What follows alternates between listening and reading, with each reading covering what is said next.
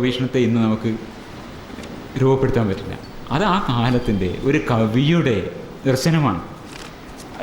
നാടകം അഖിലവും എന്നാണ് അത് പറയുന്നത്. അതായത് അദ്ദേഹം ആഗ്രഹിക്കുന്നത് അതാണ്, നിന്റെ ഭക്തി തരണം എന്നാണ് പറയുന്നത്. നിന്റെ പാദങ്ങളെ ആശ്രയിക്കാനുള്ള ഭക്തി എനിക്ക് തരണമേ അമ്മേ എന്നാണ് നാരായണ ഗുരു അവിടെ ജനനി നവരത്ന മഞ്ജരിയിൽ പറയാം. ഇതൊക്കെ ഒരു കവിത മാത്രമാണ് എന്ന് ഉള്ളതാണ് ആധുനിക ബോധം എന്ന് പറയുന്നത്. അപ്പോൾ ഇത് ഓരോ ആൾക്കാരെയും ഇപ്പോൾ തുടങ്ങുന്ന അഗ്നിയെക്കുറിച്ചാണ്. അഗ്നിമീളേ പുരോഹിതം എന്നുള്ളത് യജ്ഞസ്ഥദേവ മൃത്യുജം ഹോതാരം രത്നധാതം തുടങ്ങുന്നത് അഗ്നിയെ വർണ്ണിച്ചുകൊണ്ടുള്ള കവിതകളാണ്. അപ്പോൾ ഇത് ഏതും തുടങ്ങുമ്പോൾ നമുക്ക് കാണാം ഒരു ഋഷിയുടെ പേര് പറഞ്ഞിട്ടുണ്ടാവും.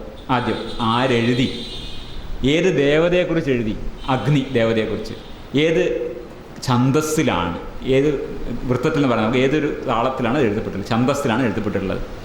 ഇത് മൂന്നും പറഞ്ഞുകൊണ്ട് ഓരോ കവിതയിലും കാണാം. അടുത്ത സൂക്തത്തിൽ ഋഷി മധുച്ഛന്ദ, ഋഷിയുടെ പേര്. ഇന്ന ദേവത വായു, ഇന്ദ്രവായു, മിത്രവരുണൻ, ഗായത്രി എന്ന ഛന്ദസ്സിൽ എഴുതപ്പെട്ടിരിക്കുന്നു. ഇത് ഓരോന്നിനും കാണാം. ഇന്ദ്രനെക്കുറിച്ചും ഇതുപോലെ കറക്കുന്നതിന് പശുവിനെ വിളിക്കുന്നതിന് തുല്യമായി സ്വന്തം രക്ഷയ്ക്ക് വേണ്ടി ഉത്തമകർമ്മനായ ഇന്ദ്രനെ നാം ആഹ്വാനം ചെയ്യണം. ഹേ സോമപാനിയായ ഇന്ദ്ര, സോമപാനത്തിനായി ഞങ്ങളുടെ യജ്ഞസ്ഥലത്തേക്ക് വരൂ. നിങ്ങൾ ഐശ്വര്യവാനും പ്രസന്നനുമായി ഞങ്ങൾക്ക് ഗോക്കൾ മുതലായവ, ധനം എന്നിവ പ്രദാനം ചെയ്യൂ. ഇങ്ങനെ ഇന്ദ്രനെ സ്തുതിക്കുന്ന മിത്രങ്ങളെ ഇവിടെ വന്നിരിക്കുകയും ഇന്ദ്രൻ്റെ ഗുണങ്ങളെ പാടിപ്പുകഴ്ത്തുകയും ചെയ്യുവിൻ. എല്ലാവരും ഒന്നായി ചേർത്ത് സോമരസം തയ്യാറാക്കുകയും ഇന്ദ്രനെ സ്തുതിക്കുകയും ചെയ്യുവിൻ. ഇങ്ങനെയുള്ള ഇന്ദ്രനെ സ്തുതിച്ചുകൊണ്ട് സോമം തയ്യാറാക്കി വിളിക്കുക. ഈ രീതിയിലുള്ള കാര്യങ്ങളാണ്. ഇന്ദ്രൻ തന്നെ ശ്രേഷ്ഠൻ, സ്തുതികൾ സ്വീകരിക്കുന്നതിൽ. പിന്നെ വരുണൻ അതിനെ പറയുന്നു. ഇത് ഋഷി ശുനശേവൻ, ദേവത ഇന്ദ്രൻ. പിന്നെ അതുപോലെ ഛന്ദസ് ഗായത്രി. ഒരു കവിതകൾ, ഇതുപോലെ കവിതകൾ ഇങ്ങനെ കാണാം. സോമത്തെക്കുറിച്ച്, സോമം ഒരു ദേവതയാണ്. ഋഷിയുടെ പേര് അമഹിയു, ദേവതം സോമം, ഛന്ദസ് ഗായത്രി. ഇത് സോമത്തെ വർണ്ണിക്കുന്ന, സോമത്തെ എങ്ങനെ അതുണ്ട്, സോമം എങ്ങനെ ഉണ്ടാക്കുന്നതിനെ കുറിച്ചുള്ള വർണ്ണനയുണ്ട്.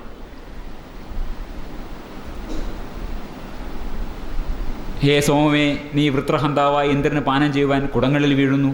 ദേവകൾക്ക് ഹവിസ് നൽകാൻ ഇച്ഛിക്കുന്നവനും ഋതുജന്മാർക്ക് ദക്ഷിണ നൽകുന്ന യജമാന്മാരും ഫലലാഭത്തിനു വേണ്ടി അങ്ങയെ ദേക്ഷം പിഴിയുന്നു. രഥാരൂഢനായ യോദ്ധാവ് കവചം ധരിച്ചിരിക്കുന്നത് പോലെ അരിപ്പയിൽ കൂടി ഒഴുകുന്ന സോമം പാലുകൊണ്ട് ആച്ഛാദിതമാകുന്നു. മരപ്പാത്രത്തിൽ നിന്ന് ഒഴുകുന്ന സോമം ധാരാരൂപത്തിൽ വർഷിക്കുന്നു. ഇന്നും മരപ്പാത്രത്തിൽ തന്നെയാണ് സോമം ഉണ്ടാക്കുന്നതൊക്കെ. അപ്പോൾ ഈ രീതിയിൽ സോമത്തിനെ കുറിച്ചുള്ള വർണ്ണനകൾ, അതിന് നിർമ്മാണം, അതിനെ അരിക്കുന്നത്, അതൊക്കെ അതിൽ പറഞ്ഞിട്ടുണ്ട്. പഴയ കവിതകളാണ്. ഇപ്പോൾ നമ്മുടെ ചങ്ങമ്പുഴ കള്ളിനെക്കുറിച്ച് കവിത എഴുതുന്ന പോലെ നമുക്ക് വേണമെങ്കിൽ ഒരിടത്ത് പറയാം. നമ്മുടെ കാലത്തായത് നമുക്കൊരു പരിഹാസമായി തോന്നുന്നത്.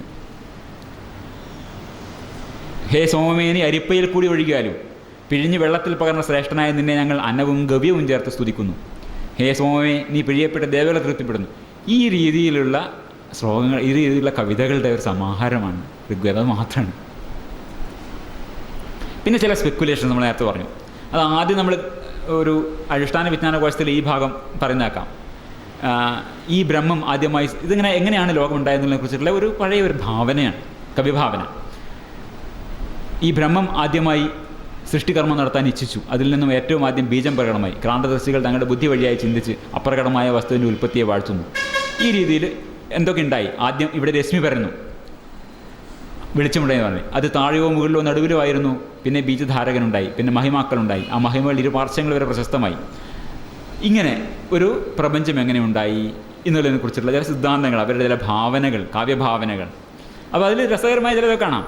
വിഭിന്നങ്ങളായ സൃഷ്ടികൾ എങ്ങനെയുണ്ടായി, ആരിവയെ സൃഷ്ടിച്ചു, ദിവ്യധാമത്തിൽ വസിക്കുന്ന ഈ സൃഷ്ടികളുടെ സ്വാമി ഇവയുടെ രചനകളെ സംബന്ധിച്ചറിയുന്നു. സൃഷ്ടിച്ചവൻ അറിയാമായിരിക്കാം, ഒരു പക്ഷേ അവനും അറിയുന്നില്ലായിരിക്കാം, ദൈവത്തിന് പോലും ഒരുപക്ഷെ അറിയുന്നുണ്ടാവില്ല എന്നാണ്. അങ്ങനെ ചില സ്പെക്കുലേഷൻസാണ്. ഇതൊക്കെ പലവട്ടം ആവർത്തിക്കപ്പെടുന്നത്. ഈ കാലത്ത് ഇങ്ങനത്തെ കൂടുതൽ ഇതൊക്കെയാണ് വലിയ ഏതത്തിന് ചെറിയ ഭാഗമാണ് അതൊക്കെ. അതും ഒരു ഭാവന മാത്രമാണെന്നുള്ളതാണ്, അല്ലാണ്ട് അതിലൊരു ശാസ്ത്രമൊന്നുമില്ല. കാലക്രമത്തിൽ എന്ത് സംഭവിച്ചു? ഇതിൻ്റെ അർത്ഥം നഷ്ടപ്പെട്ടു. ഈ ഭാഷ തന്നെ ഇപ്പോൾ നമ്മുടെ ഒരു രീതി, ഇപ്പോൾ പഴയ മലയാളം, എഴുത്തച്ഛൻ്റെ മലയാളം നമുക്ക് വായിച്ചാൽ മനസ്സിലാവാൻ കുറച്ച് പാടാണ്. ഇപ്പോൾ സുന്ദരകാണ്ഡമൊക്കെ എടുത്തിട്ട് സകല കുലവിമല ശിലഗിതകളേബരേ സാരസ്യ പീയൂഷ സാര സർവസ്വമേ കഥയമമ കഥകളതിസാദരം കാകുലസ്ഥലീലകൾ കേട്ടാൽ മതി വരാന്ന് കേട്ടാൽ ഇത് മലയാളമാണോ നമ്മൾ സംശയിക്കും. അത് വളരെ അടുത്ത കാലത്ത്. അതിനു മുമ്പുള്ള പോയാൽ അത്രയും നമുക്ക് മനസ്സിലാവില്ല. അപ്പോൾ ഈ ഭാഷയുടെ ഒരു സ്വഭാവം എന്ന് പറഞ്ഞാൽ അതെപ്പോഴും ഇങ്ങനെ പരിണമിച്ചുകൊണ്ടിരിക്കണം. ഈ വേദഭാഷ പരിണമിച്ചില്ല. വേദഭാഷ അതേപോലെ വളരെ വിശുദ്ധമായ ഭാഷയെ അവിടെ നിലനിൽക്കുകയാണ്. അപ്പോൾ അതിൽ നിന്ന് പിന്നീട് ആധുനിക സംസ്കൃതം ഉണ്ടായി, സംസ്കൃതത്തിൽ നിന്ന് മറ്റു ഭാഷകളുണ്ടായി. ഇതൊക്കെ ഉണ്ടായിട്ടുണ്ടെങ്കിലും Vedic mantras orally transmit out any change. Why? Because they had become meaningless എന്നാണ് ഫിസ്റ്റാൾ പറയുന്നത്. അതിൻ്റെ അർത്ഥം നഷ്ടപ്പെട്ടു പോയി. അർത്ഥം ആൾക്കാർ പിന്നെ അതിനെപ്പറ്റി ചിന്തിക്കാതെ, അർത്ഥങ്ങളില്ലാതെ ഈ ശബ്ദങ്ങൾ ഓർത്തു വെക്കപ്പെടുന്ന ചില ശബ്ദങ്ങളും ചടങ്ങുകളുമായി ഇത് പിന്നീട് മാറുകയാണ് ചെയ്യുന്നത്. Meaningless sounds do not change, they can only be remembered or forgotten. അതാണ് അർത്ഥമില്ലാത്ത ശബ്ദങ്ങളെ നിങ്ങൾ ഒന്നുകിൽ ഓർക്കുക, അതല്ലെങ്കിൽ മറക്കുക. ഇങ്ങനെ രണ്ട് വഴി മാത്രമേ ഉള്ളൂ. അല്ലാണ്ട് അത് ഉപയോഗിച്ച് കൊണ്ടുപോകാൻ പറ്റില്ല. കാരണം ആ ഭാഷയെ നമുക്ക് ആ പറയുന്നത് എന്താണെന്ന് മനസ്സിലാവുന്നില്ല. ഇതുകൊണ്ടാണ് ഇത് നമുക്ക് ചില ഈ കാലത്ത് നടക്കുന്ന പല ഇതിലും വേദങ്ങൾ പഠിക്കരുത് എന്നിടത്ത് പറയുന്നേക്കാം. വേദങ്ങൾ പഠിക്കണം എന്നില്ല, ബുദ്ധിമുട്ടാ. കാരണം ചില വേദമന്ത്രങ്ങളൊക്കെ പഠിക്കാൻ ബുദ്ധിമുട്ടാ. നമ്മളോട് വേദം പഠിക്കരുത് എന്ന് പറഞ്ഞിട്ടില്ല. വേദം പഠിക്കണ്ട, പഠിക്കണമെന്നില്ല. പഠിക്കണമെന്നില്ല എന്നാണ് പറഞ്ഞത്. പഠിക്കണമെന്നില്ല, പഠിക്കണ്ട, പഠിക്കരുത് എന്നല്ല. അതാണ് വളരെ കൃത്യമായിട്ടുള്ള വാക്കുകളാണ്. അങ്ങനെയാ പറഞ്ഞിരിക്കുന്നത്. എന്തുകൊണ്ട് പഠിക്കേണ്ട പറഞ്ഞു? പഠിക്കാൻ ബുദ്ധിമുട്ടാ, ഇംപോസിബിളാ. 4-ാമത്തെ 5-ാമത്തെ വയസ്സിൽ തുടങ്ങണം. ഭക്ഷണം കഴിക്കാതെ 3 മണിക്ക് എഴുന്നേൽക്കണം. അത് തെറ്റിയാൽ പലക കൊണ്ടാ തലയ്ക്ക് അടി കിട്ടുക. അതുകൊണ്ടാ വേദം 10,000 വർഷമായിട്ട് നിലനിൽക്കുന്നത്. സിനിമാ പാട്ട് പാടുന്ന മാതിരി അല്ല. ചില സ്ഥലത്തൊക്കെ വേദമന്ത്രങ്ങൾ പറയുമ്പോ എയർ എടുക്കാൻ പോലും സമയമില്ല. എയർ എടുക്കാൻ പോലും സമയമില്ല. അത് അതേപോലെ ഇങ്ങനെ വെക്കണം. അത് വളരെ ബുദ്ധിമുട്ടാണ്, പഠിക്കേണ്ട കാര്യമില്ല എന്നാണ്. സംഗതി ശരിയാണ്, അത് എളുപ്പമല്ല. അവർ പഠിക്കുന്ന രീതി നമുക്ക് ഉണ്ട്. കാരണം അർത്ഥരഹിതമായ വാക്കുകളാണ് പഠിപ്പിക്കുന്നത്. അത് ഓരോ തലമുറയിലും ഒരു ലേശം പോലും ചോർന്ന് വിടും. അതിന് കൊല്ലങ്ങൾ ഇങ്ങനെ നിൽക്കുന്നു, 1000 കൊല്ലം നിൽക്കണമെങ്കിൽ അർത്ഥരഹിതമായ ശബ്ദങ്ങളെ അതേപോലെ പഠിപ്പിക്കണം.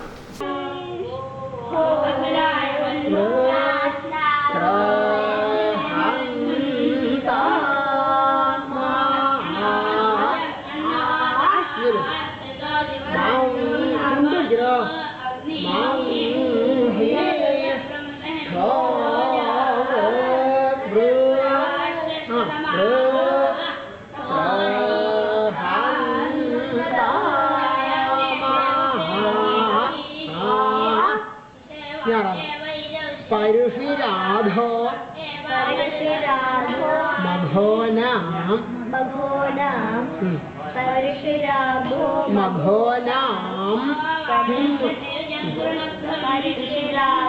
മഘോനാം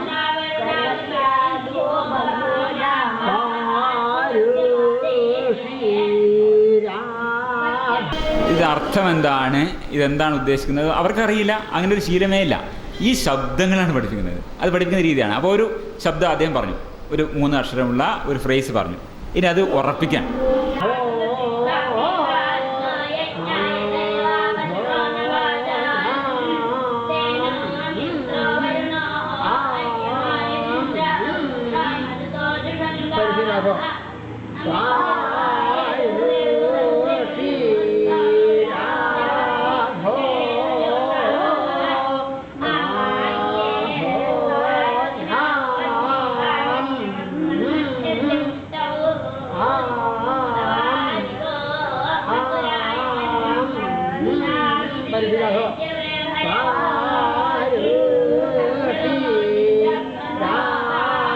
ആ കുട്ടിയുടെ മുഖം കണ്ടാൽ ശരിക്കും കരച്ചിൽ വരുന്നതാവുക അല്ലേ? എന്താന്ന് നോക്കൂ. ശിശുപീഡനം എന്നതാണ് ശരിക്കും ഒരു അർത്ഥം പറയുന്നത്. ഇങ്ങനെ ഇതാണ് വിദ്യാഭ്യാസത്തിൽ വളരെ കേമാന്ന് വെച്ചിട്ടുള്ളത്. ഇതിന് ആൾക്കാർ ഫണ്ട് കൊടുക്കുന്നു, വലിയ കാര്യമായിട്ട് കാര്യങ്ങൾ നടക്കുന്നുണ്ട്. ഇടക്കാലത്ത് ഇതിനാളെ കിട്ടാത്തൊരവസ്ഥ ഉണ്ടായിരുന്നു. ഇപ്പോൾ വീണ്ടും യാഗങ്ങളൊക്കെ സ്ട്രോങ് ആയതോടുകൂടി കുറച്ചും കൂടി കുട്ടികളൊക്കെ വന്ന് പഠിക്കാൻ തുടങ്ങിയിട്ടുണ്ട്. അപ്പോൾ ഈ അർത്ഥശൂന്യമായ അർത്ഥം നഷ്ടപ്പെട്ടു പോയ ഈ വാക്കുകളെ, ശബ്ദങ്ങളെ അതുപോലെ പഠിപ്പിക്കുക, ചടങ്ങുകൾ അതുപോലെ ചെയ്യുക. ഇതാണ് വേദം ഇന്ന് പഠിപ്പിക്കുന്നത്. അപ്പോൾ ഇങ്ങനെ അർത്ഥം രഹിതമാകുമ്പോൾ എന്ത് സംഭവിക്കും? ആർക്കും എന്തർത്ഥവും അത് നമ്മൾ ആരോപിക്കാം. അങ്ങനെ ഒരു ഗുണം കൂടി ഇതിനുണ്ട്. അർത്ഥരഹിതമാണല്ലോ, അർത്ഥം നഷ്ടപ്പെട്ടു പോയതാണ്. അപ്പോൾ നിങ്ങൾക്ക് പശു എന്നാൽ പശുവല്ല എന്നൊക്കെ പറഞ്ഞിട്ട് അർത്ഥം, വേറെ അർത്ഥങ്ങൾ നമുക്ക് അതിൽ ആരോപിക്കാം. അങ്ങനെയാണ് വേദിക് സയൻസ് എന്ന് പറഞ്ഞിട്ടുള്ള സാധനം. വേദത്തിൻ്റെ സയൻസിനെ ചേർത്തിട്ട്. അപ്പോൾ നമ്മൾ നോക്കുമ്പോൾ ഇപ്പം നമ്മൾ നെറ്റിലൊക്കെ നോക്കി ഇഷ്ടംപോലെ കാണാം ഇലക്ട്രോ മാഗ്നറ്റിസം. അത് വേദത്തിലുണ്ട്. ഋഗ്വേദത്തിൻ്റെ ചാപ്റ്ററും വേഴ്സും പറഞ്ഞിട്ടാണ്. എന്താ നമ്മുടെ സക്കീർ നായിക്കൊക്കെ തോറ്റുപോകും. ഗംഭീരമായിട്ടുള്ള പിന്നെ വ്യാഖ്യാന ഫാക്ടറികളാണ് തുറന്നു വെച്ചിട്ടുള്ളത്. Electro magnetism in Vedas, big bang theory and of relativity, അതും വേദങ്ങളിലാണ്. അനാട്ടമി, ഫിസിയോളജി, ബയോകെമിസ്ട്രി, ഇതും വേദാസ്. ഇതൊക്കെ ഈ കവിതാ സമാഹാരത്തിൽ നിന്ന് കണ്ടെടുത്ത് പ്രചരിപ്പിക്കുക. ഇങ്ങനെ ഇതൊക്കെ വേദത്തിലുണ്ട്. ഇതൊക്കെ നമ്മുടെ കുട്ടികൾ ധരിക്കുകയും ചെയ്യും. വേദിക് സയൻസ് എന്ന് പറഞ്ഞു. അപ്പോൾ ഇത് എടശ്ശേരി പറഞ്ഞ പോലെ ഈ തറവാടിത്ത ഘോഷണം പോലെ വൃത്തികെട്ടിട്ടില്ല മറ്റൊന്ന് മൊഴിയിൽ. ഇന്ത്യയിൽ ഒരു കാലത്ത് ഇതിനൊക്കെ പരിഹാസത്തോടെ കാണുന്ന ഒരു ജ്ഞാനോദയ ചിന്ത പിന്തുടരുന്ന പ്രസ്ഥാനങ്ങളുണ്ടായി. കേരളത്തിൽ സഹോദരൻ അയ്യപ്പൻ, തമിഴ്നാട്ടിൽ E V Ramasamy Naicker. E V Ramasamy Naicker കേരളത്തിലും കുറേയൊക്കെ പ്രവർത്തിച്ചിട്ടുള്ള ആളാണ്. അദ്ദേഹത്തിൻ്റെ പിന്നാലെ വന്ന ഏതാനും ദശാബ്ദങ്ങൾ, അവരുടെ പിന്നാലെ വന്ന ഏതാനും ദശാബ്ദങ്ങൾ കൂടി ഈ രീതിയിൽ ആധുനികതയുടെ വീക്ഷണം, ഇതിനൊക്കെ ആധുനികമായ കാഴ്ചപ്പാടോടുകൂടി കാണാനും വിമർശിക്കാനും പരിഹസിക്കാനും കടവുൾ ഇല്ലേ ഇല്ല എന്ന് പറയാം. ഇതിനൊക്കെയുള്ളൊരു ഒരവസ്ഥ ഉണ്ടായിരുന്നു നമ്മുടെ രാജ്യത്ത്. ഇന്ന് നഷ്ടപ്പെട്ടു പോയി. ഈ EVRൻ്റെ ഒക്കെ പിൻഗാമികളായിട്ട് ദ്രാവിഡ പ്രസ്ഥാനം ഇന്നതൊക്കെ എത്രയോ അധപ്പതിച്ചു പോയി. അതിൻ്റെ അധപ്പതന കാലത്ത് പോലും ചിലപ്പോൾ നിലനിർത്തിയിരുന്ന വിമർശനത്തിൻ്റെ ഒരു MGRൻ്റെ ഒരു സിനിമ ഞാൻ കാണിച്ചത്. രസകരമാണ്. ഇത് വാസ്തവത്തിൽ ഞാൻ പറയാ എവിടെയോ EVR കൊളുത്തി വെച്ച ഒരു വിമർശനത്തിൻ്റെ ബാക്കിയാണ് നമ്മൾ കാണുന്നത്. கடைசியில விஷயம் பார்லிமெண்ட்டுக்கு போச்சு. பொதுஜன அபிப்பிராயத்துக்கு மதிப்பு வச்சு இந்தியாவில இருந்து சந்திரமண்டலத்துக்கு இந்தியாவை அனுப்ப கவர்னமெண்டார் முடிவு பண்ண. அதுக்காக ஒரு தனி அதிகாரியையும் போட்டா. அதிகாரி ஒரு அபாரமான ஐடியா பண்ணினார். என்ன ஐடியாவோ? அமெரிக்காவோட ஒரு ஒப்பந்தம் செய்து கொண்டார்.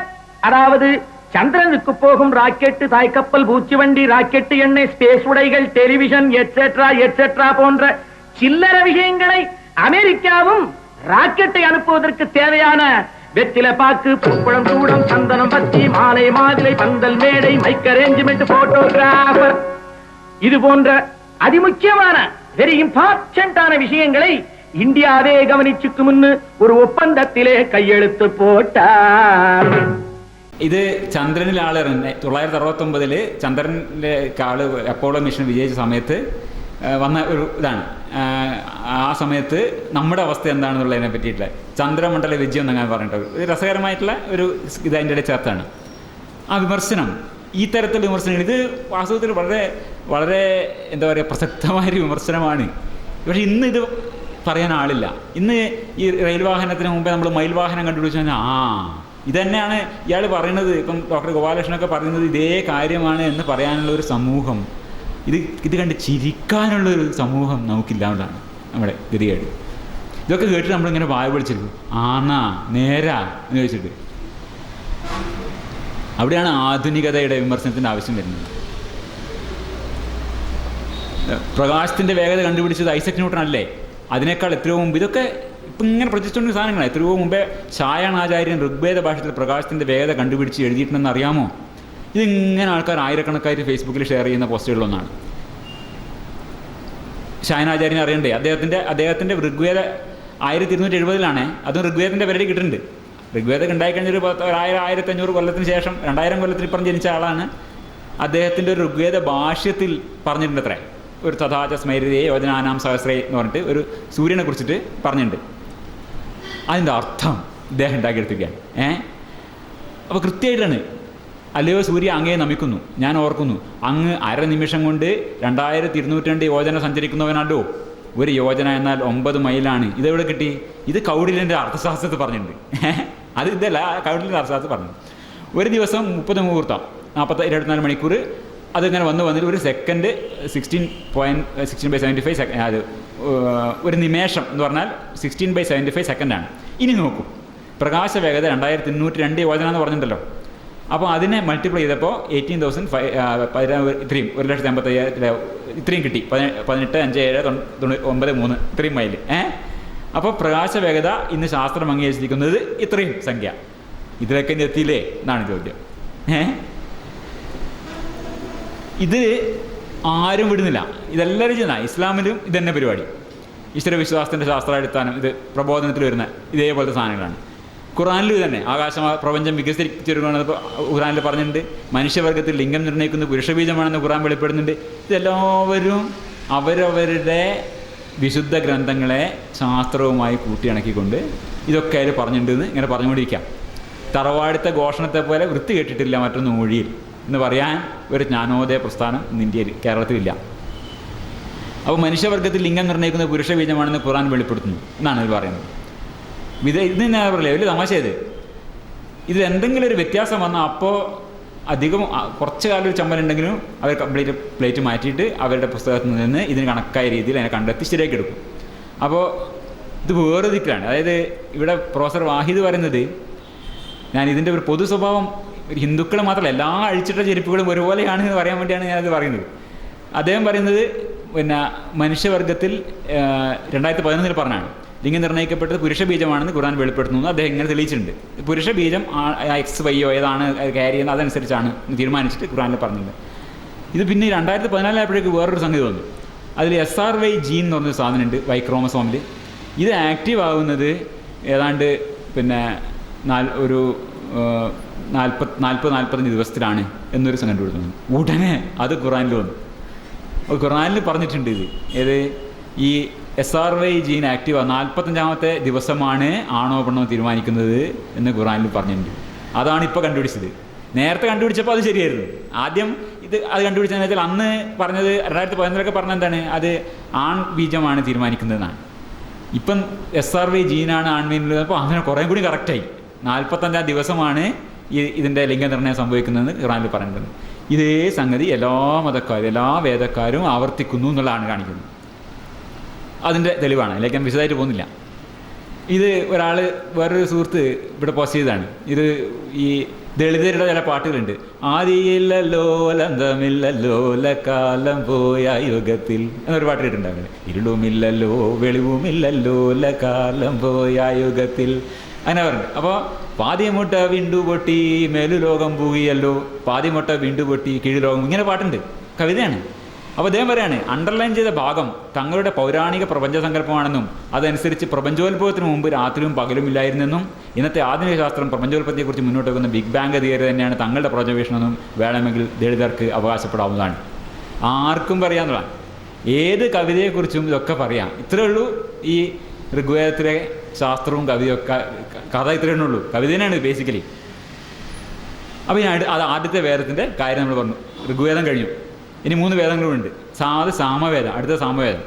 ഈ നമ്മൾ പറഞ്ഞ അർത്ഥമില്ലാത്ത ശബ്ദങ്ങളായി മാറിയിട്ടുണ്ട്. ഈ ശബ്ദങ്ങളെ സംഗീതമാക്കി മാറ്റുക, അതാണ് സാമവേദം ചെയ്യുന്നത്. Samaveda consist almost entirely of the words of Rigveda set to music എന്നാണ്. ഈ ഋഗ്വേദ കവിതകളെ സംഗീതത്തിൽ ചിട്ടപ്പെടുത്തിയാണ് സാമവേദം. അതിൽ വേറെ ഒരു സാഹിത്യമില്ല. അതിൻ്റെ സാഹിത്യം മൊത്തം ഈ ഋഗ്വേദം തന്നെയാണ്. അതിനെ ചില ടോൺസിന് വേണ്ടി ഋഗ്വേദം ഈ സാമവേദം കേൾക്കാനുള്ളതാണ്. അത് സംഗീതത്തിനനുസരിച്ച് ചിട്ടപ്പെടുത്തി, അതാണ് സാമവേദം എന്ന് പറഞ്ഞത്. അപ്പോൾ അത് നമുക്ക് കേരളത്തിൽ നിന്ന് പഠിപ്പിക്കുന്ന രീതി ഒന്ന് കാണാം. അപ്പോൾ നമുക്ക് മനസ്സിലാവും ഈ ഋഗ്വേദമാണ് ഇതിൽ ഉപയോഗിക്കുന്നത് എന്നുള്ളത്. ഐന്ദ്രം വാണീര് ഹാഹ ഐന്ദ്രം വാണീദാതുവോ ഭാര്യായിനാം വാജീദാതുവോ ഭാര്യായിനാം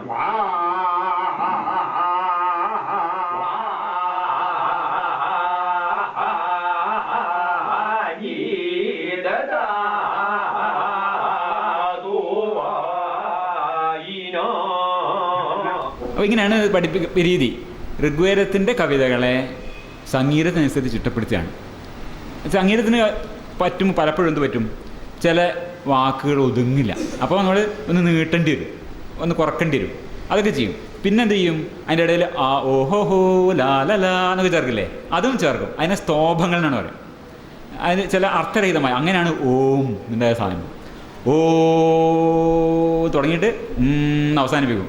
അപ്പോൾ ഇതിലാണ് ഓം എന്ന് പറഞ്ഞിട്ടുണ്ടായിരുന്നു ഫ്രിറ്റ്സ്റ്റാഡ് പറയുന്നത്. അപ്പോൾ ഈ ഓം എന്ന് പറഞ്ഞ മന്ത്രം വാസ്തവത്തിൽ വരുന്നത് ഇതുപോലുള്ള ഈ സ്തോഭ പ്രയോഗങ്ങളിൽ നിന്നാണ്.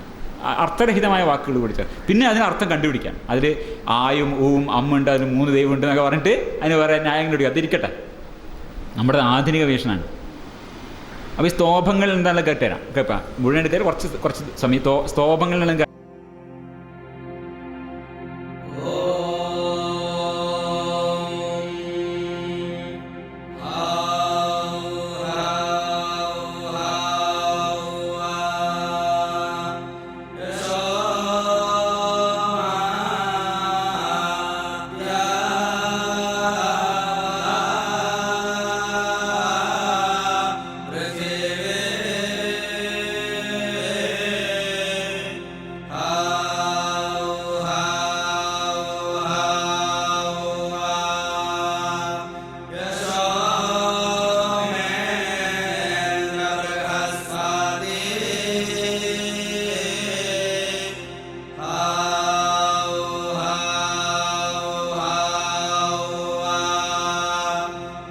ബൃഹസ്പതി അങ്ങനെയാണ് സാമവേദം എന്ന് പറഞ്ഞ സാധനം. അപ്പോൾ ഈ സ്തോഭങ്ങൾ എന്നറിയപ്പെടുന്ന അർത്ഥരഹിത ശബ്ദങ്ങൾ അതിൻ്റെ കൂടെ കൂട്ടിച്ചേർക്കും. അപ്പോൾ ഒരു ഋഗ്വേദ ഭാഗം ഉച്ചരിക്കാൻ 20 മിനിറ്റ് എടുക്കുമെങ്കിൽ അത്രയും ഭാഗത്തിൻ്റെ സോമവേദ ആലാപനത്തിൽ 1 മണിക്കൂർ എടുക്കും. കാരണം ഈ സ്തോഭങ്ങൾ അതിനോട് വരുന്നുണ്ട്. അപ്പോൾ ഈ സോമയാഗം എന്ന ചടങ്ങ് നടക്കുമ്പോൾ പലപ്പോഴാണ് ഒരു ഋഗ്വേദം ആദ്യം ഒരു ഭാഗം ഉച്ചരിക്കും, അതിൻ്റെ സാമവേദ ആലാപനം ഉണ്ടാവും. അത് കാണിച്ചു തരാം കുറച്ച് ഭാഗം. പിന്നെ സോമം ഹോമിക്കും, സോമം പാനം ചെയ്യും. ഈ 4 കർമ്മങ്ങൾ ഇങ്ങനെ ആവർത്തിക്കും. ഇത് 12 തവണ നമ്മൾ സോമയാഗത്തിൽ, അതിരാറിൽ 29 തവണ. ഇത്ര ജസ്റ്റ് ചില യാഗത്തെക്കുറിച്ചുള്ള സൂചനകൾ പറഞ്ഞു മാത്രം. ഇതിൽ യാഗത്തിലുള്ള സാമവേദാലാപനം കുറച്ച് ഒരു A visiting Sanskrit scholar, Dr. Asko Parpola of Finland, comments on the priests. The woodcutter is almost the only one who knows the latter part of the Jaiminiya Samaveda, which was only 5 years ago. It was believed to be completely non-existent. But he has reconstructed it from his memory together with his pupils, and we have been able to record it.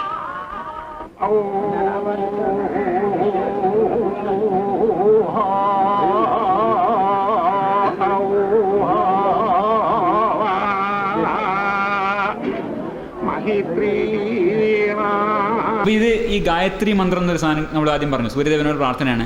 അതുപോലെ അഗ്നിയെക്കുറിച്ചുള്ള സ്തുതിയുണ്ട്. അതൊക്കെ കുറച്ച് നേരം വേണേൽ കേൾക്കാം നമുക്ക്.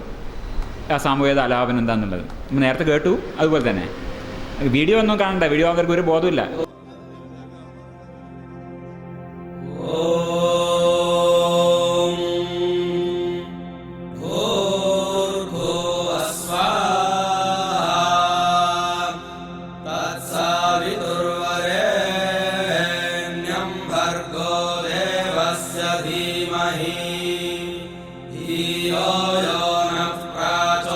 അതിൽ 2 പിന്നെ മന്ത്രങ്ങളാണുള്ളത്. ഒന്ന് ഈ ആദ്യത്തെ ഗായത്രി മന്ത്രം, അത് കഴിഞ്ഞിട്ട് പിന്നെ അഗ്നിയെ കുറിച്ചുള്ള സ്തുതി.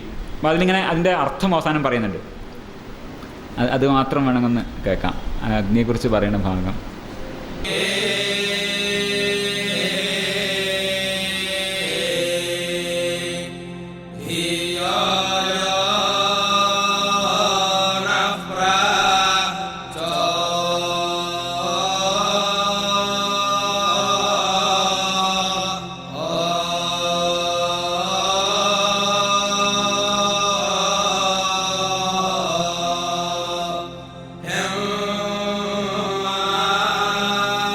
അർത്ഥിക്കുന്നതാണ് അഗ്നിയുടെ അർത്ഥം.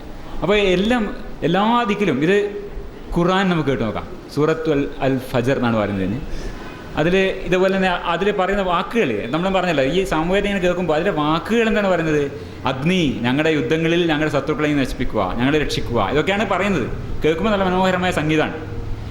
ഇത് എല്ലാ പാരമ്പര്യങ്ങളിലും തന്നെയാണ്. സൂറത്ത് ഈ ഖുർആൻ കേട്ട് നോക്കാം.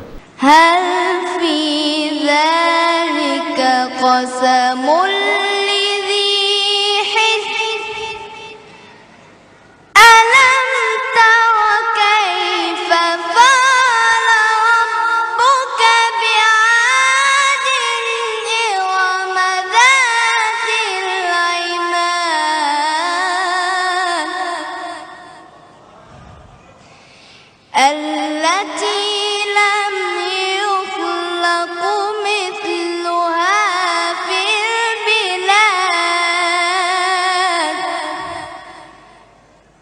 മനോഹരമായ ആലോപനങ്ങളൊക്കെ ശരിക്കും നമ്മുടെ സാംസ്കാരിക പാരമ്പര്യം തന്നെയാണ്, സംശയമൊന്നുമില്ല.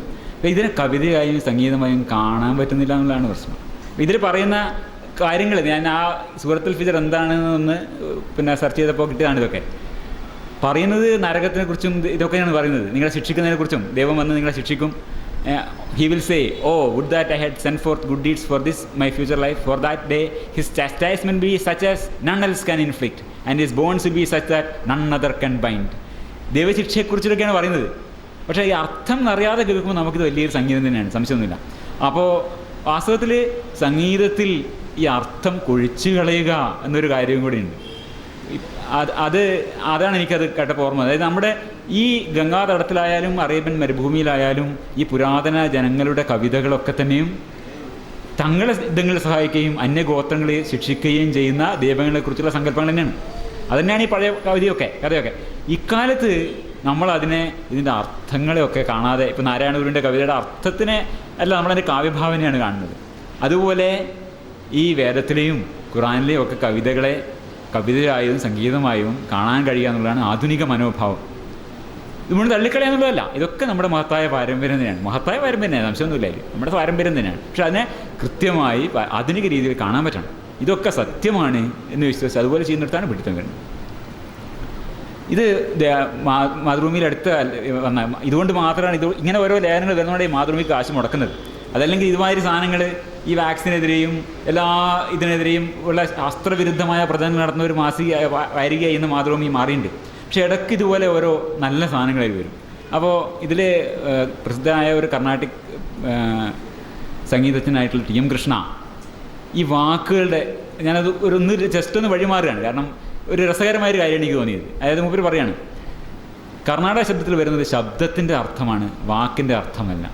ഇത് നമുക്ക് ഈ എല്ലാ പാരമ്പര്യങ്ങളെയും എങ്ങനെ നമുക്ക്, എന്നോട് പലരും ചോദിച്ചിട്ടുണ്ട്, ഞാൻ ക്ലാസിക്കൽ മ്യൂസിക് ഇഷ്ടപ്പെടുന്ന ആളാണ്, കേൾക്കാറുണ്ട്, എങ്ങനെ ഇതൊക്കെ ദൈവത്തെക്കുറിച്ച് പറഞ്ഞ പാട്ടല്ലേ, എങ്ങനെയാണ് നിങ്ങളിത് കേൾക്കുന്നത്? അപ്പോൾ അതിനുള്ളൊരു നല്ല ഒരു വൃത്തിയായിട്ട് ഇദ്ദേഹം പറയുന്നുണ്ട്, കർണാടക സംഗീതത്തിൽ വരുന്നത് ശബ്ദത്തിൻ്റെ അർത്ഥമാണ്, വാക്കിൻ്റെ അർത്ഥമല്ല. ഞാൻ രാമായ രാമഭദ്രായ എന്ന ശ്ലോകം ചെല്ലുമ്പോൾ അനുവാചകന് രാമൻ ആരാണെന്നും വാക്കിൻ്റെ അർത്ഥം എന്താണെന്നും മറ്റും അറിയേണ്ടതുണ്ട്. പക്ഷെ ഞാൻ അതേ വാക്കുകൾ സംഗീതമായി ആലപിക്കുമ്പോൾ നിങ്ങൾ അറിയേണ്ടത് രാ സംഗീതവുമായി എങ്ങനെ ബന്ധപ്പെട്ട് കിടക്കുന്നു, മാ എങ്ങനെ സംഗീതവുമായി ബന്ധപ്പെട്ട് കിടക്കുന്നു എന്നാണ്.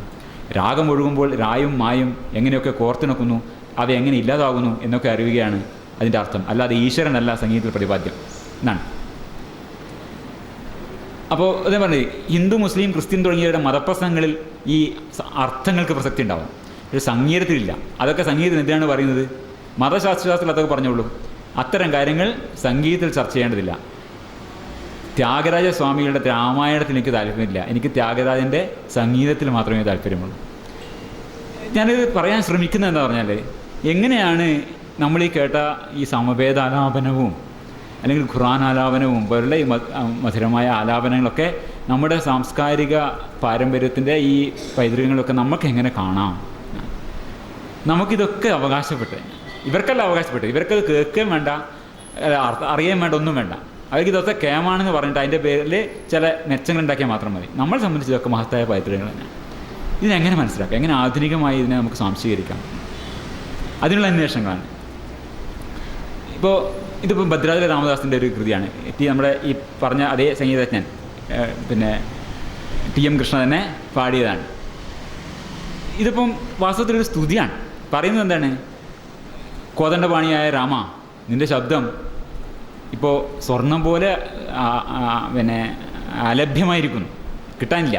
നീ എന്തുകൊണ്ടാണ് എന്നോടൊരു വാക്കുപോലും സംസാരിക്കാത്തത്? നിന്നെ എത്ര വിളിച്ചാലും നീ ഒരു വാക്കുപോലും സംസാരിക്കുന്നില്ലല്ലോ. എൻ്റെ സ്വപ്നങ്ങളിൽ പോലും ഞാൻ നിന്നെ എനിക്ക് മറക്കാൻ പറ്റുന്നില്ല. നീ എന്നോട് ഒരു മറുപടിയും പറയുന്നില്ലല്ലോ. ഞാൻ എത്ര പ്രാർത്ഥിച്ചിട്ടും ഒരു തുള്ളി കരുണ പോലും നീ എനിക്ക് തരുന്നില്ലല്ലോ. നീ എന്താണ് ഇത്ര കഠിനഹൃദയനായിരിക്കുന്നത്? ഇതൊക്കെയാണ് എന്നെപ്പോലെ നിസ്സാരനായ ഒരാളെ ഇങ്ങനെ ശിക്ഷിക്കാവോ? ഇതൊക്കെ നമ്മളിത് കാണേണ്ടത് ഒരു എന്താ പറയുക, ആ കേൾക്കുമ്പോൾ നമുക്കിത് അർത്ഥമേ അറിയില്ല. ഭദ്രാചല രാമദാസ് എന്ന മനുഷ്യൻ ഇതൊക്കെയാണ് പറയുന്നതെന്ന് നമ്മൾ അറിയുന്നില്ല. പക്ഷെ അത് കേൾക്കുമ്പോൾ ആർക്കും അതിഷ്ടപ്പെടും. കുറച്ചൊന്ന് അനന്തപുരം ഈ രാഗമാണ്, ആദ്യതാളം. പലുക്കെ ബംഗാരമയന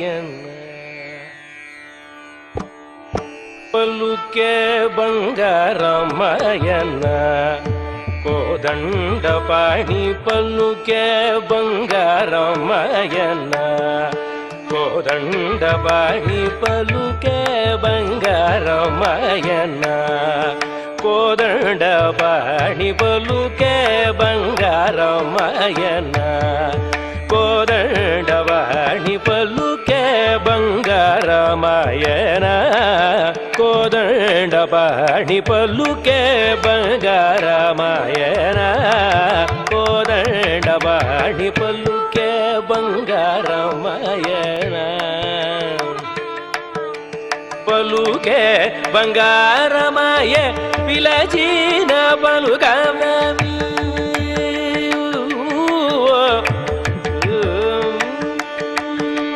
పలుకే బంగారమయ പിലചീന പലുകവേമി പലുകേ. ഇനി യജുർവേദത്തിലേക്ക് പോവാം. സാമവേദം വന്നു, യജുർവേദം.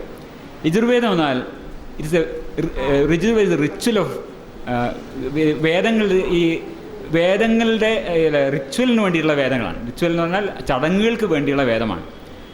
അതുണ്ടാക്കിയത് കവികളല്ല, ഇതുണ്ടാക്കിയത് പുരോഹിതന്മാരാണ്. ഋഗ്വേദം കവികളുടെ സൃഷ്ടിയാണ്, യജുർവേദം പുരോഹിതന്മാരുടെ സൃഷ്ടിയാണ്. പ്രധാനമായും യജുർവേദത്തിലുള്ളത് ഋഗ്വേദം തന്നെയാണ്. അതിലും പ്രധാനമായും ഋഗ്വേദത്തിലെ മന്ത്രങ്ങൾ തന്നെയാണ് അതിലും എടുത്തു വരിക്കുന്നത്. പക്ഷേ അതിൻ്റെ ഇടയിൽ അതിനെ മന്ത്രങ്ങൾ എന്ന് പറയാം. അതിൻ്റെ ഇടയിൽ ചില ഗദ്യഭാഗങ്ങൾ ചേർത്തിരിക്കുകയാണ് ഈ ഇവിടെ പിന്നെ പുരോഹിതന്മാർ ചേർത്തിട്ടുള്ള, പിൽക്കാല പുരോഹിതന്മാർ ചേർത്തിട്ടുള്ള ചില ഗദ്യഭാഗങ്ങൾ. അതെന്താണ് ചെയ്യുന്നത്? The interpret the mantras in terms of ritual. ചടങ്ങുകൾക്ക് വേണ്ടി ഈ മന്ത്രങ്ങളെ വ്യാഖ്യാനിക്കുക, അതാണ് അതിൻ്റെ ഉദ്ദേശം. ഇതിനെ ബ്രാഹ്മണ എന്ന് പറയും, ബ്രാഹ്മണങ്ങൾ. അപ്പോൾ ഋഗ്വേദ മന്ത്രങ്ങൾ, ഋഗ്വേദത്തിലെ കവിതകളെ ഈ പിന്നീടുണ്ടായി വന്ന യാഗം പോലുള്ള ചടങ്ങുകൾക്ക് വേണ്ടി വ്യാഖ്യാനിച്ചുണ്ടാക്കിയതാണ് യജുർവേദം. അപ്പോൾ അടിസ്ഥാനപരമായി ഋഗ്വേദം തന്നെയാണ് സാമവേദം, ഋഗ്വേദം തന്നെയാണ് യജുർവേദം. നമ്മൾ ഈ 4 വേദനൊക്കെ കേൾക്കുമ്പോൾ പരിഭ്രമിക്കേണ്ട ആവശ്യമില്ല, ഒക്കെ ഒന്ന് തന്നെ ബേസിക്കലി. അതിൻ്റെ ഇടയിൽ ബ്രാഹ്മണങ്ങൾ കൂടി ചേർത്തിട്ടുണ്ടെന്നുള്ളതാണ്. അത് ഈ കുരുപാഞ്ചാല, നമ്മൾ പറഞ്ഞല്ലോ, കുരുപാഞ്ചാല പ്രദേശത്തേക്ക് ഒരു വന്ന ശേഷമാണ് ഈ ഋഗ്വേദം ഉണ്ടാകുന്നത്. യജ്ഞക്രിയകൾക്ക് മാത്രമാണ് യജുർവേദത്തിൻ്റെ ഉപയോഗം. അപ്പോൾ ഇത് ഫ്രിറ്റ്സ്റ്റാൾ പറയുന്നത് എങ്ങനെയാണ്? ഈ ഋഗ്വേദവും സാമവേദവും മനോഹരമായ ചിത്രങ്ങളാണ്. അത് യജുർവേദം എന്ന ഭിത്തിയിൽ തൂക്കിയിട്ടിരിക്കുന്ന, ഋഗ്വേദം എന്ന ഭിത്തിയിൽ വരച്ചിരിക്കുന്ന ചിത്രങ്ങളാണെന്നാണ് സായണൻ പറഞ്ഞതായി ഫ്രിറ്റ്സ്റ്റാൾ പറയുന്നത്. അപ്പോൾ അതെങ്ങനെയാണെന്ന് ഒരു വ്യക്തമാക്കി തരുന്നത് നമുക്ക്. ഒരു ഈ സദസ്സ് എന്ന സാധനമുണ്ട്, ഇവരെ യാഗ ചടങ്ങുകളിൽ സദസ്സ് എല്ലാവരും ഇരിക്കും. ഈ സദസ്സിലിരുന്നിട്ടാണ് സാമവേദികൾ അവരുടെ സാമവേദം സ്തുതികൾ പാടുന്നത്. ഋഗ്വേദികൾ അവരുടെ ശാസ്ത്രം പറഞ്ഞല്ലോ, നേരത്തെ പറഞ്ഞു, എല്ലാവരും കൂടി ഇരുന്ന് ഋഗ്വേദം പാടുന്നു, സാമവേദം പാടുന്നു, സോമം ഉണ്ടാക്കുന്നു, സോമം കഴിക്കുന്നു. യജുർവേദിയാണ് ഇതിൻ്റെ മാനേജർ, അദ്ദേഹമാണ് ഇതൊക്കെ സംഘടിപ്പിക്കുന്നത്. അപ്പോൾ ഈ യജുർവേദത്തിൻ്റെ ഏർപ്പാടെന്താണ്? യജുർവേദത്തിൻ്റെ ഉദ്ദേശം ഈ യാഗക്രിയകളുടെ നടത്തിപ്പാണ്. അദ്ദേഹമാണ് ഹീസ് ദ മാനേജർ. അപ്പോൾ സ്റ്റാളിൻ്റെ അഭിപ്രായത്തിൽ ഇതാണ് സദസ്സ്. നമ്മളെ ആ വീഡിയോ കാണിച്ചിട്ടില്ല. എല്ലാവരും കൂടെ ഈ സോമം ഉണ്ടാക്കി കുടിക്കുകയാണ്, അതാണ് കാണുന്നത്. ഈ സദസ്സിലിരുന്നിട്ട് എല്ലാവരും അവരുടെ സാമവേദം പാടുന്ന സാമവേദക്കാർ സാമവേദം പാടും, അത് ഋഗ്വേദക്കാരുടെ മന്ത്രം ഉണ്ടാവും, യജുർവേദിയുടെ അധ്യക്ഷതയിലൊക്കെ നടക്കുന്നത്. എന്നിട്ട് എല്ലാവരും കൂടെ സോമം കുടിക്കും. അതാണ് പിൽക്കാലത്തുണ്ടായി വന്ന രീതി. അപ്പോൾ യജുർവേദ അഥർവ്യു എന്ന് പറയുക, Adhvaryu was the manager of the ritual. He manage the priest of the 2 older Vedas. സാമവേദത്തിൻ്റെയും ഋഗ്വേദത്തിൻ്റെയും, ഋഗ്വേദ കവിതകളുടെയും സാമവേദ സംഗീതത്തിൻ്റെയും ഒരു സദസ്സാണ് ഇവിടെ നടക്കുന്നത്. ആ സദസ്സ് നടത്തുന്ന ആളാണ് യജുർവേദക്കാരൻ. And put them together at the centre of the ritual arena which is called sadas എന്നാണ്, സദസ്സ് എന്ന് പറയാം. പക്ഷേ ഇതൊന്നും നമ്മുടെ സമകാലിക ആൾക്കാർക്ക് ബാധകമല്ല. സമകാലിക വേദപ്രചാരക്ക് ഇതൊന്നും വാസ്തവമല്ല. ഇവിടെ ഒന്നും മണ്ണാങ്കട്ടിയും വന്നിട്ടില്ല എന്ന് പറഞ്ഞ ആൾക്കാരെ സംബന്ധിച്ചിട്ട് ഇതൊന്നും അറിയേണ്ട ഒരു വിഷയമല്ല. അവർക്ക് യജുർവേദം എന്ന് പറഞ്ഞാൽ എന്താണ്? എന്തോന്ന് പുകഴ്ത്താനുള്ള സാധനം എന്ന രൂപത്തിലാണ് കാണുന്നത് അവരുടെ പാരമ്പര്യത്തിൻ്റെ. ഇത് അദ്ദേഹത്തിൻ്റെ പുസ്തകത്തിൻ്റെ ഒരു ഭാഗം കേൾക്കാം. നടരാജ നൃത്തവും കണികാ പരീക്ഷണവും എന്ന് പറഞ്ഞിട്ടുള്ളത് യജുർവേദത്തിനെ പറ്റി പറയുന്നത്, യജുർവേദത്തിൻ്റെ മന്ത്രം ഉദ്ധരിച്ചുകൊണ്ട്. ദൈവഗണം എന്ന് കേട്ടിട്ടുണ്ടോ? അത് ഇന്ത്യക്കാരല്ല ചെയ്യുന്നത്, അതുകൊണ്ട് കേട്ടിട്ടുണ്ടാവാൻ സാധ്യതയുണ്ട്.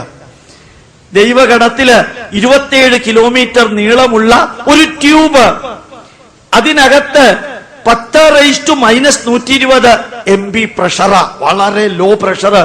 അതിലൊരു പ്രോട്ടോൺ ഇങ്ങനെ വരും, അപ്പുറത്തു നിന്നൊരു പ്രോട്ടോണും വരും, രണ്ടും കൂട്ടിയിടിക്കും. അതിനകത്ത് ലെപ്റ്റോണുകളും അതുപോലെ ഉള്ളതും ഹിഗ്സ് ബോസോണുകളും ചേർന്ന് ഈ പ്രത്യേക മണ്ഡലത്തിൽ എത്തുമ്പോ ഷേപ്പും സൈസും മാസും ഉണ്ടാവുന്നുണ്ടോ എന്ന് നോക്കാൻ. അതിനെക്കുറിച്ച് നിങ്ങൾ കൂടുതലും മനസ്സിലാക്കിയിട്ടുണ്ടാവില്ല, മനസ്സിലാക്കണം എന്ന് നിർബന്ധമില്ല. ഒരു കാര്യം പറയാനാണ് ഞാൻ പറഞ്ഞത്. 27 കിലോമീറ്റർ നീളത്തിലുള്ള പരീക്ഷണ ട്യൂബ് ആരംഭിക്കുന്നത് സ്വിറ്റ്സർലൻഡില്, അവസാനിക്കുന്നത് ഡെൻമാർക്കിലാണെന്ന് തോന്നുന്നു. ആ ട്യൂബിന്റെ ഈ അറ്റത്ത് 11 അടി പൊക്കമുള്ള താണ്ഡവ നൃത്തമാടുന്ന ശിവന്റെ വിഗ്രഹ വെച്ചിരിക്കുന്നത്. ആലോചിച്ച് നോക്കാം. 27 കിലോമീറ്റർ നീളമുള്ള ദൈവഗണ പരീക്ഷണത്തിന്റെ ഈ അറ്റത്ത് ഓർമ്മിക്ക 11 അടി പൊക്കമുള്ള താണ്ഡവ നൃത്തമാടുന്ന ശിവന്റെ അപ്പുറത്തെ അറ്റത്ത് അർദ്ധനാരീശ്വര സങ്കല്പം 12 അടി പൊക്കമുള്ള വിഗ്രഹം. നേരിട്ട് അമേരിക്കൻ വേദ എന്ന പുസ്തകത്തില് അതിന്റെ ഫോട്ടോ കണ്ട് തരിച്ചു നിന്നതാ ഞാൻ. യൂട്യൂബിൽ മുഴുവനും ഞാൻ ഡിസ്ക്രൈബ് ചെയ്തിട്ടുണ്ട് അതിനെക്കുറിച്ച്. ആലോചിച്ച് നോക്കാം. ആ വേദത്തിലെ നമസ്തേ രുദ്രമന്യവൗദോദൈഷവേ നമഃ നമസ്തേ അസ്തുതന്വനേ ബാഹുഭ്യാമുദതേ നമഃ യാതൈഷു ശിവതമാ ശിവം ദഭൂവതേതനോ ശിവാശരവ്യായാദവദയാനോ രുദ്രമൃഡയ ശിവൻ രുദ്രൻ ശിവൻ രുദ്രൻ ശിവൻ രുദ്രൻ. യജുർവേദം. തിരുമേനിമാര് യജുർവേദത്തിൽ അർച്ചന നടത്തുന്നുണ്ടാവും. ഇതാണ് യജുർവേദം എന്നാണ്. യജുർവേദമാണ് കൊണ്ടുവന്നത്. യജുർവേദ ശ്ലോകമൊക്കെ ഉദ്ധരിച്ചിട്ട് അവിടെ കണികാപരിഷ്ണ രാജ് ഹാഡ്രോൺ കൊളാഡറിന്റെ